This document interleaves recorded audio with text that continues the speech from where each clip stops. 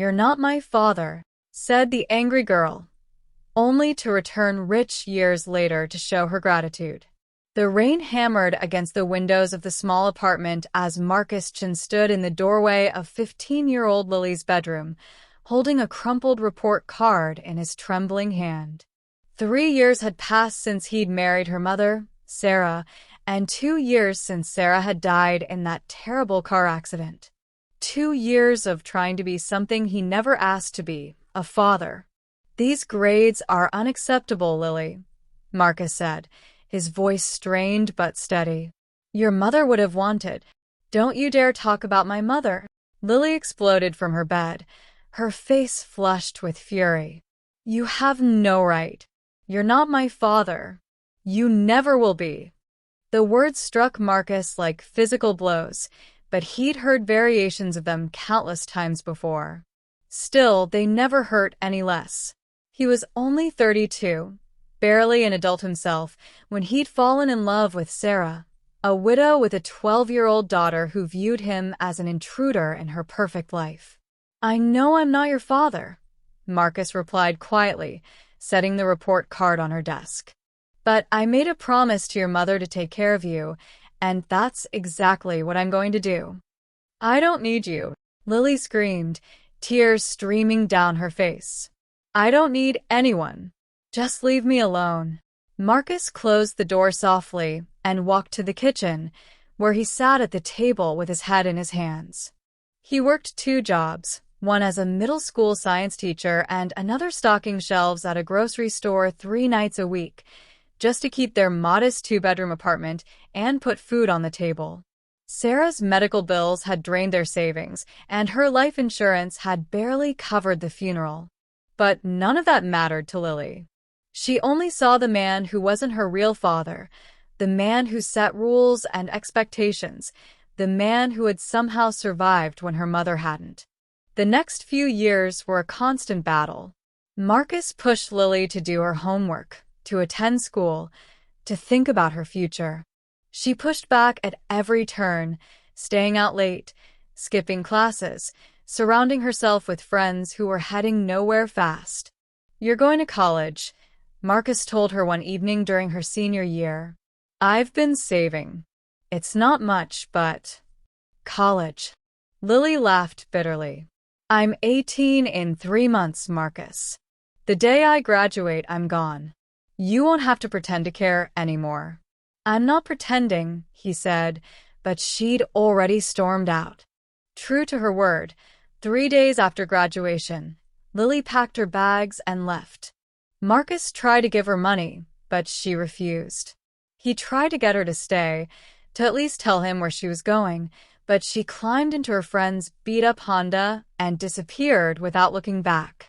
That night, Marcus sat alone in the apartment that suddenly felt enormous and empty. He went to Lily's room and found it stripped bare except for one thing, a framed photo of Lily with her mother and father from when she was 7, before her biological father had died. Marcus had never tried to replace that man.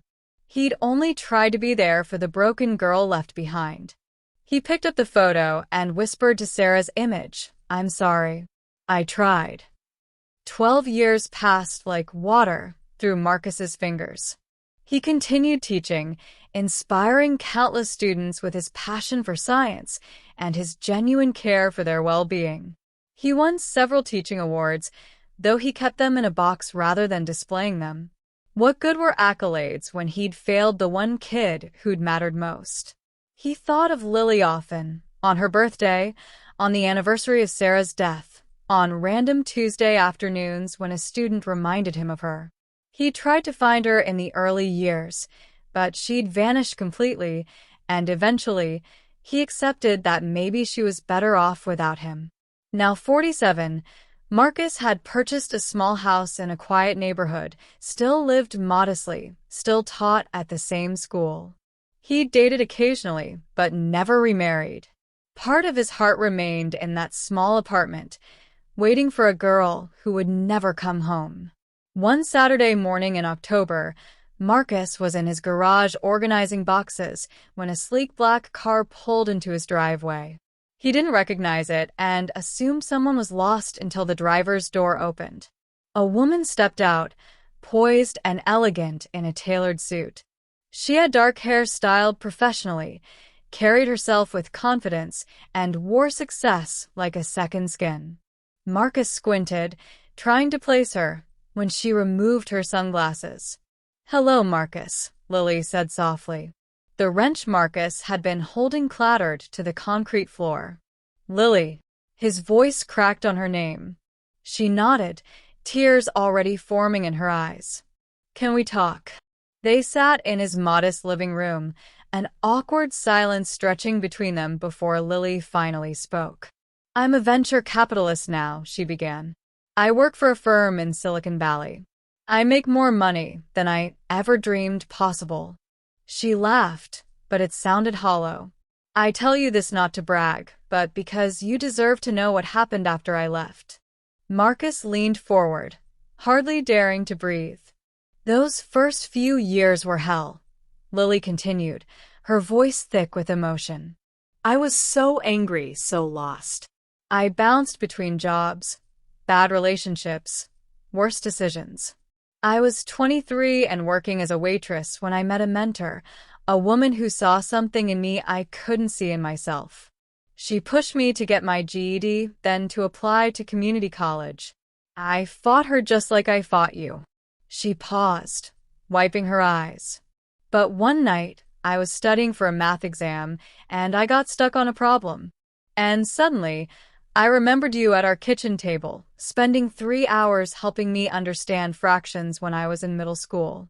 I remembered how patient you were, how you never gave up even when I threw a book at you." Marcus's vision blurred with tears. "That memory opened a floodgate," Lily said. "I remembered everything. Every parent-teacher conference you attended.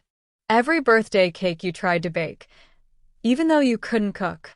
Every time you waited up when I snuck out, not to punish me, but to make sure I was safe. Every college brochure you left on my desk.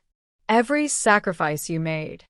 She pulled an envelope from her purse, but she didn't hand it over yet.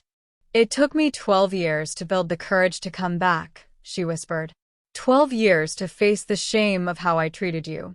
You gave me everything, and I threw it back in your face. You weren't my father by blood, but you were my father in every way that mattered, and I was too stubborn and hurt to see it." "Lily," Marcus managed, his voice breaking. "I never stopped thinking about you. I never stopped hoping you were okay." "I know," she said. "Because that's who you are. That's who you've always been." She handed him the envelope. Inside was a check that made his hands shake. Enough to retire comfortably, to travel, to finally live without financial stress. "I can't accept this," Marcus said immediately. "Yes, you can," Lily insisted. "You put me through emotional college even when I fought you every day. You invested in me when I was the worst possible investment. This isn't payment, it's gratitude.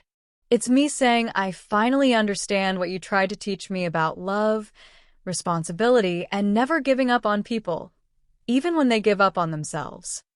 Marcus set the check aside and pulled Lily into a fierce embrace.